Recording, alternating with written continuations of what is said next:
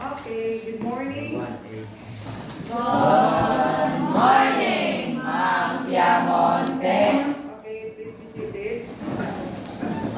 Okay, we will have our demonstration about the parts, how to handle and use of a microscope step-by-step guide. Now, you're able to know how to use the microscope, its parts. Now, I'm going to get the microscope from this. Before that one, we will have first the introduction about this microscope. Microscope is a valuable scientific tool used to observe objects at a microscopic level. It allows us to explore a world that is otherwise invisible to the naked eye.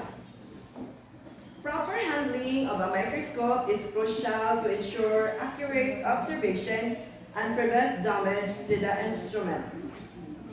In this step-by-step guide, we will walk you through the parts, process of handling and using of this microscope effectively. Yes, No? ma'am. So, as you can see, this is what we call microscope. Now, I'm going to demo to you about the parts of a microscope.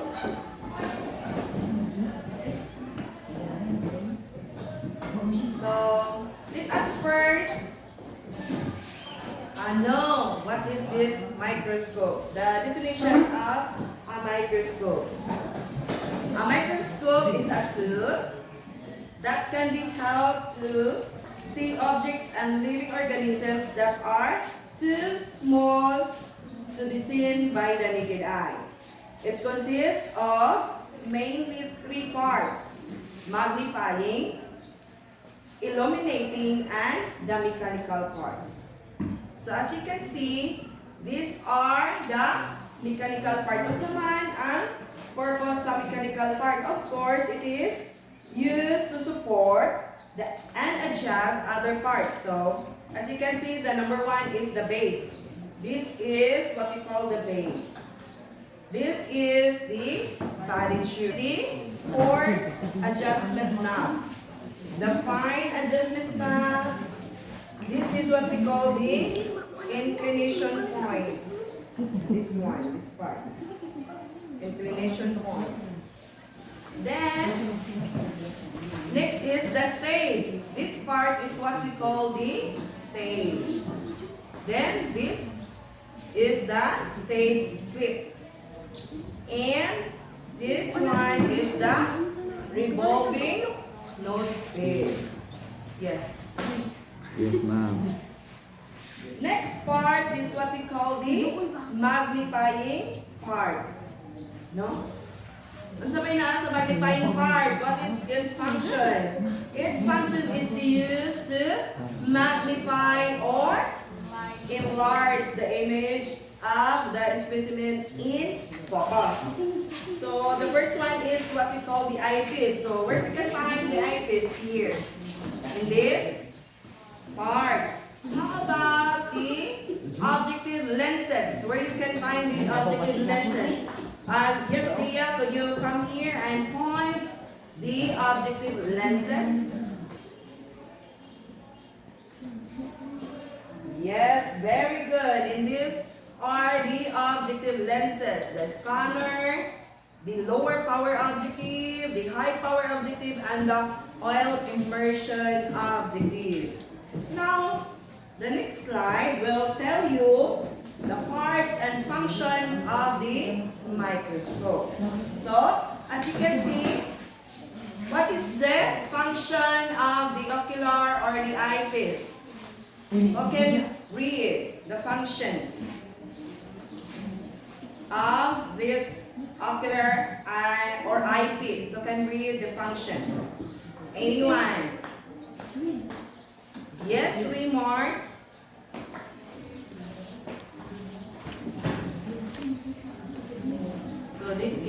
call the eyepiece? Which is a lens that is attached to a ball tube. Yes, it is a lens that is attached to a draw tube. Thank you, Raymond. Then the next part is what we call the body tube or the draw tube. So who can read the function of the body tube or the draw tube? Yes, Giselle? It is a tube that separates the objective and the eyepiece and assumes the continuous alignment of the optic. Yes, thank you, Giselle. Yes, it is a tube that separates the objective and the eyepiece and it assumes the continuous alignment of the optics. How about the revolving nose piece? Okay, Maxine. It is responsible for holding the objective lenses, HPO, LPO scanner. It facilitates the changing of objectives. Okay, thank you, Maxine. Yes, these are what we call the lenses, the HPO, the LPO, the oil immersion, and the scanner. How about the force adjustment knob? Anyone? Yes, G. Earl. It allows the movement of the tube upwards or downwards. Yes, thank you, G. Earl. So this part, it allows you to see use the upward and downward movement of this lenses. No? How about the fine adjustment knob? Yes, Laarni.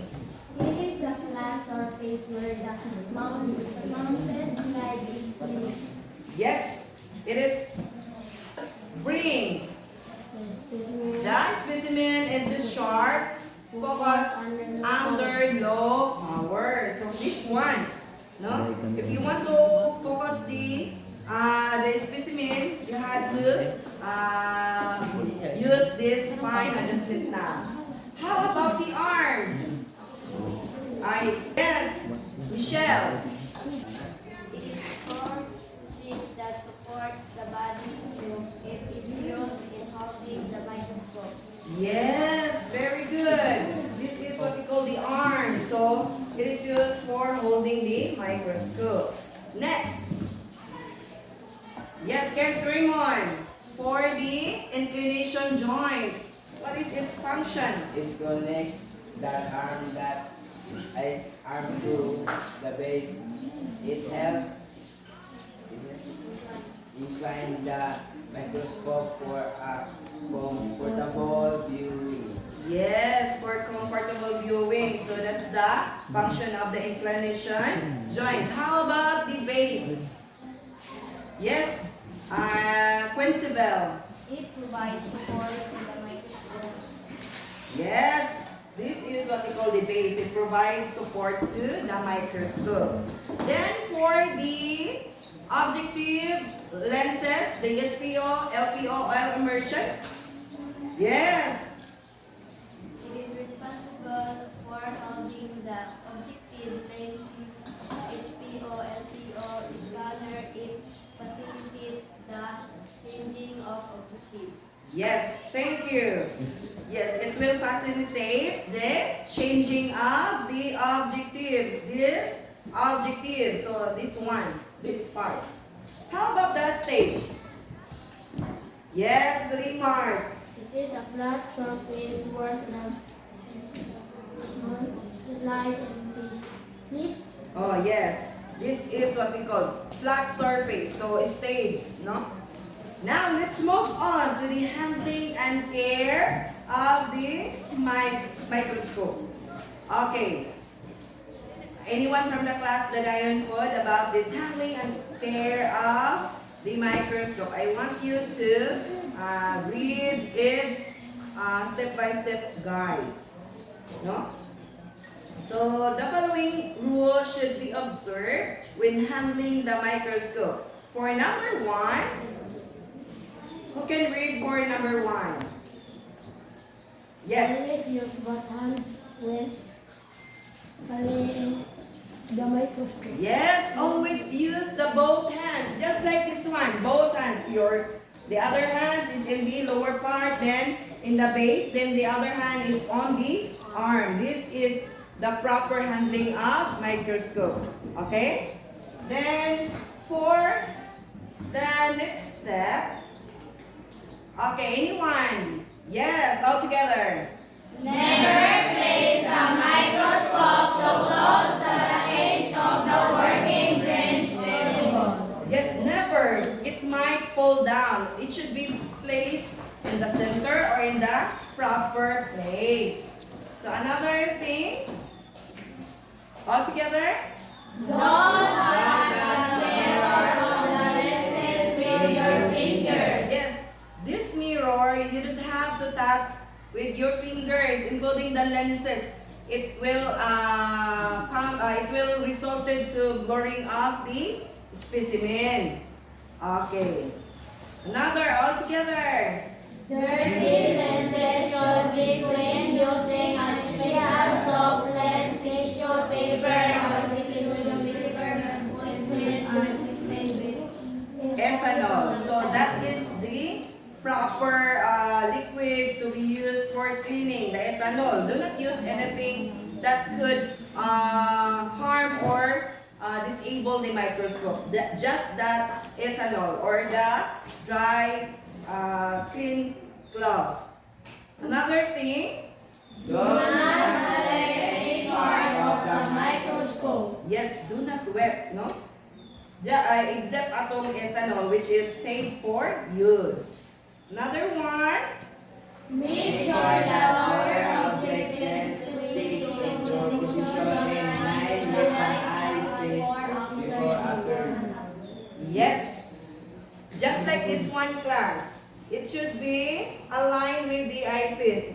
If the click sound, you will hear the click sound that is already aligned to the eyepiece. So this low power objective, this one. Then after using, of course, After use, always ensure the microscope in a safe place free from moisture and dust. yes, just like this one, if I'm already finished using this microscope, I should be, or I make sure that it will place to the right container, just like this one. If you're going to use this microscope at the laboratory, you're going to put in the right place or the right container of the microscope, just like what I did. Okay? Did you get it? Yes, ma'am. Okay, very good. Now let's proceed on how to use the microscope. Of course, I'm going to get first the microscope, because we're going to use this for specimen viewing. No? Just like what I had told you a while ago, that you had to handle this with both hands. The other hand's on the base and the other one is on the arm. No? As you can see. So for the use of microscope, of course, the first one is place the microscope on the bench with the stage facing away from you. So away from me. No, facing away from me. Okay, anak man. So anak siya pagka butang. This is the proper place of the microscope. So the next part is, all together, Turn the lower objective lens until it plays into position. so turn the lower objective lens until it clicks to the position, just like this one.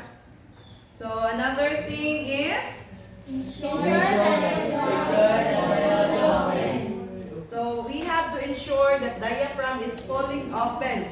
So this is the diaphragm part. So we have to ensure if it is fully open. As you can see, it is already fully open. Now let's proceed for, all together. Look through the eyepiece with one eye. Meanwhile, adjust the mirror under the stage to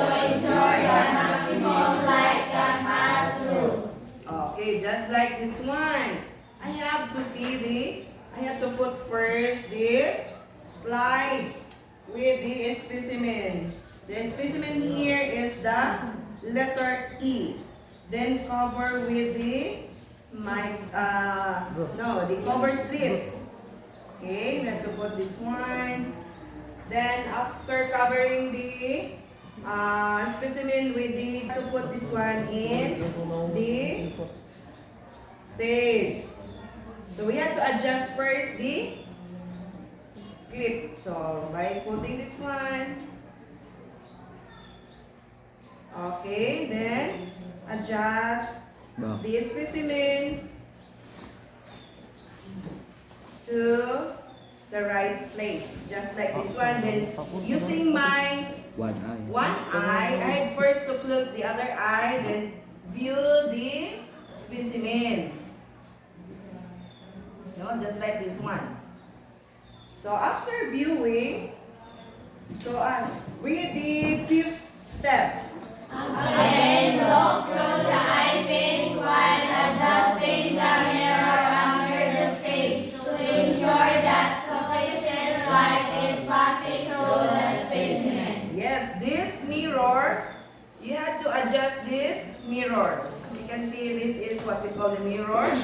Until this sufficient light will pass to the specimen.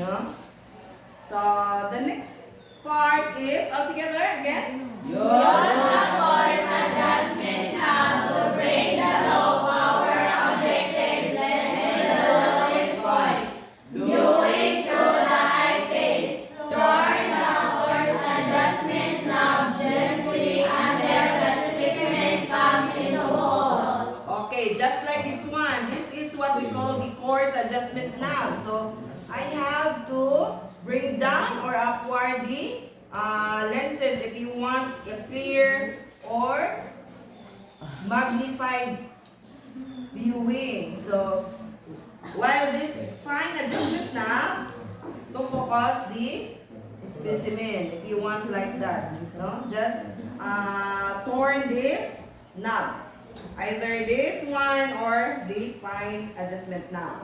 Next. The circular area seen is referred to as field of view. Then if you can see the circular in this specimen viewing, that is then the field of viewing. Then you can see the specimen clearly then. Next. For higher identification, turn the major power objective lens into position and adjust the focus using the coarse adjustment knob. Yes. For sharper image, use the fine adjustment knob. Yes, for sharper images, use the fine adjustment knob as you had told you a while ago. These are the lenses, Sige, all together. If finer details are required, turn the high power objective lens into position. Now use only the fine adjustment knob to bring the details into sharper focus. Yes. As you can see, we are using the low power objective. Then if you want to use the high power objective, which is the shorter one, is what we call the low power objective. The higher one is what we call the high power objective. Just turn on the revolving nose piece, this one. Every time that there's a click sound, that is in a position already, just like this one. So for summary,